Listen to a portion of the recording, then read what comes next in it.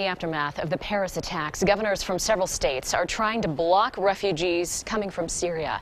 Governor John Hickenlooper is not ruling out the idea, saying he wants to make sure they're vetted first. New at 5 o'clock, KRDO News Channel 13's Eric Fink looks into whether that is legal.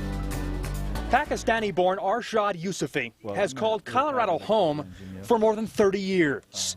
He opposes any religious test for Syrian refugees coming to the United States. What surprises me, concerns me, is that someone can rise to the level of being a presidential candidate and still not have the common sense to distinguish between the good and the bad, or the good and the bad and the ugly, if you want to put it that way.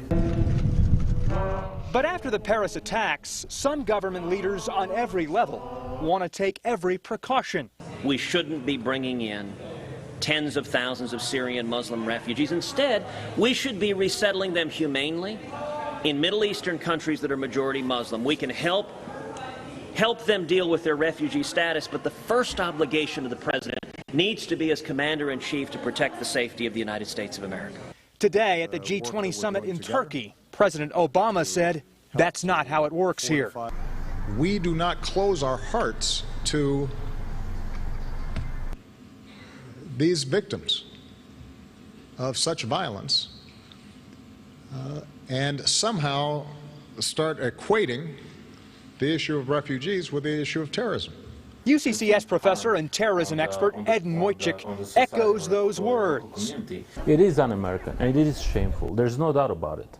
Regardless, do you agree with President Obama about strategy against ISIS or about, well, it doesn't matter what is the issue. Both Edin and Arshad say calls for religious testing contradicts the Constitution because the First Amendment says the government cannot establish religion. Wojcik says that strategy plays right into the hands of ISIS and only endangers us here at home. I would be really surprised if they don't use this for their recruiting materials. But some government leaders say it's better to put the safety of Americans ahead of the safety of refugees.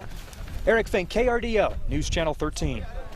And Congressman Scott Tipton joins GOP presidential contender Ted Cruz in calling for closing the U.S. to Syrian refugees. You can read his statement as well as Governor Hickenlooper's on our website, krdo.com.